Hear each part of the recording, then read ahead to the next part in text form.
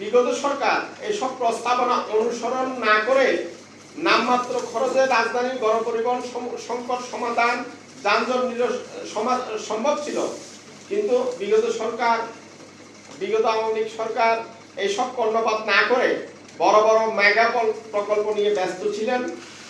উড়াল সেতু, উড়াল সড়ক, মেট্রো রেল, এমআরটি, বিআরটি নানা প্রকল্পের হাজার হাজার কোটি টাকা বিনিয়োগ করেছে, কিন্তু তাতে ঢাকার যানজট সমস্যার সমাধান হয়নি।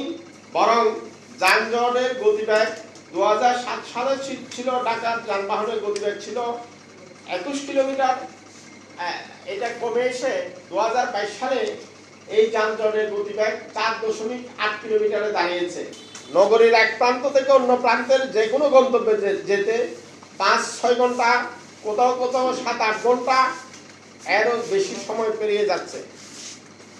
এহেন ভয়াবহ যানজটে প্রতিদিন নষ্ট হচ্ছে কমপক্ষে 82 লক্ষ কর্মক্ষম মানুষের শ্রমঘণ্টা। বুয়েটের তথ্য বলছে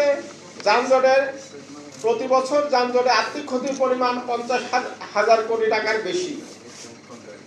এমন পরিস্থিতিতে রাজধানী ঢাকার যানজট সমস্যার দ্রুত ও কার্যকর সমাধান খুঁজে বের করার নির্দেশ দিয়েছেন অন্তর্বর্তী সরকারের প্রধান উপদেষ্টা ডক্টর মোহাম্মদ ইউনূস। গত 16 সেপ্টেম্বর ডিএমপি ট্রাফিক বিভাগ এবং বুয়েটের ট্রাফিক ইঞ্জিনিয়ারিং বিভাগের কর্মকর্তাদের ডেকে তিনি ডিএমপি ট্রাফিক বিভাগকে পরীক্ষামূলকভাবে প্রথমে 2-3টি গুরুত্বপূর্ণ সড়কে বাস থামানোর স্থান চিহ্নিত করা এবং থামানোর সময় 2 মিনিটের কম রাখা, তার পরবর্তীতে অন্যান্য সড়কে প্রয়োগ করার নির্দেশনা দেন। একই সময়ে বুয়েটের ট্রাফিক ইঞ্জিনিয়ারিং বিভাগের বিশেষজ্ঞদের তিনি বিশ্ববিদ্যালয়ের শিক্ষার্থীদের নিয়ে অন্তত একটি ট্রাফিক করিডোর নিজস্ব সমাধান খুঁজে বের করার নির্দেশনা দেন। সরকার পরিবর্তনের পরে নগরীর 4000 ট্রাফিক পুলিশ এখনো নিষ্ক্রিয়। যানজট কমাতে জরুরি ভিত্তিতে অত্যাধুনিক এবং প্রকৌশলগত ট্রাফিক নিয়ন্ত্রণ ব্যবস্থা চালু করা দরকার। এর পাশাপাশি প্রকৌশলগত গবেষণা করে 2-3 লেনের ছোট ইন্টারসেকশনে ট্রাফিক সিগন্যাল 1 থেকে 2 মিনিট এবং বড় বড় ইন্টারসেকশনে ট্রাফিক সিগন্যাল 2 থেকে 3 মিনিট চালু রাখা অত্যন্ত জরুরি।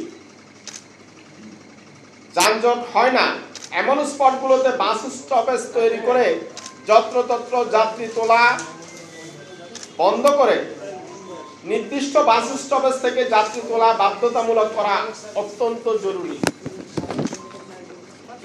প্রিয় বন্ধুরা, বিআরটি এর তথ্য বলছে প্রতিদিন রাজধানীতে গড়ে 800 গাড়ি নামছে। এই চিত্র 2016 সাল থেকে শুরু হয়েছে। জায়গার সমীক্ষা অনুযায়ী ঢাকা মহানগরীতে প্রতিদিন গড়ে 4 কোটি ট্রিপ যাত্রীর যাতায়াত হয়। এর 60% গণপরিবহন ব্যবহার করেন। এসব যাত্রীদের 67% কেবলমাত্র বাস ব্যবহার করেন। অথচ ঢাকার সিটি বাসের মান, গুণ এবং যাত্রী সেবা গত 20 বছর ধরে কিছুই ঠিক নেই। ঢাকার যানজট কমাতে হলে সর্বপ্রথম বাস মিনি বাস ব্যবস্থা ঠিক করতে হবে।